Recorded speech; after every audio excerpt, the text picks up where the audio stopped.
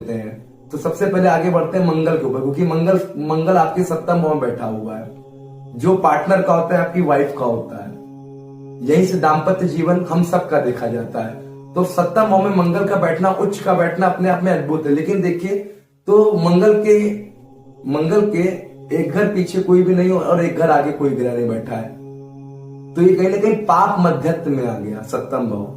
तो कहीं ना कहीं आप लोगों ने देखा होगा श्री राम भगवान जी का जो दाम्पत्य जीवन था उसमें नाना प्रकार की समस्याएं रही हैं। चलिए इसी क्रम में आगे बढ़ते हैं। तो शास्त्र कहता है अगर दसम में सूर्य बैठा हो, उच्च का बैठा हो, तो श्री राम भगवान जी के में बैठा है, तो ऐसे में विश्व विख्यात, क्योंकि सूर्य विख्याति को दिखाता है, यशस्वी, तेजस्वी, सब गुण संपन्न दसम भाव में यदि सूर्य उच्च के हो जाए तो ऐसा व्यक्ति हर गुण से संपन्न पाया जाता है।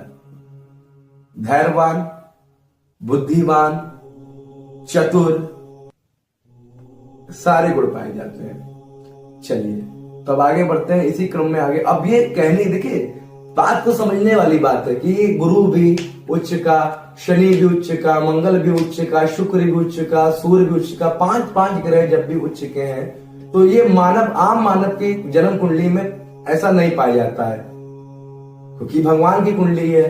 तो कहीं ना कहीं वो काल बनाया गया जिसमें पांच ग्रह उच्च के हुए।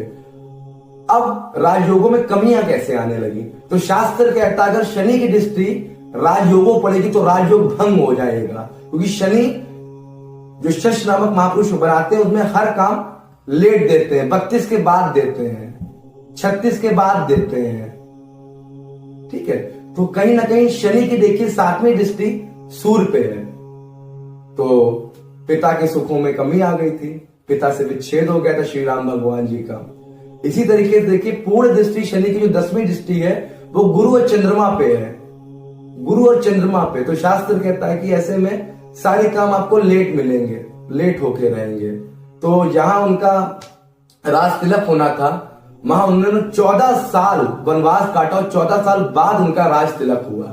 तो योग तो घटना था, विशेष महापुरुष योग था, योग घटना था, लेकिन उनमें कमियां आई, वो लेट हुए। क्यों? क्योंकि शनि की दृष्टि सूर्य पे थी और उसके साथ ही साथ गुरु और चंद्रमा पे थी। अब चंद्रमा पे दृष्टि होने से कहीं ना कहीं श्री राम भगवान जी का भी मन बहुत अशांत रहा, लेकिन गज केसरी योग का भी प्रभाव मिलेगा। तो शास्त्र कहता है अगर लगन में गुरु चंद्रमा बैठ जाए और भी गुरु उच्च के हो जाए चंद्रमा तो स्वर्गीय हो जाएंगे। तो शास्त्र कहता है ऐसे में इंसान क्या, जीव जंतु भी प्यार करते हैं।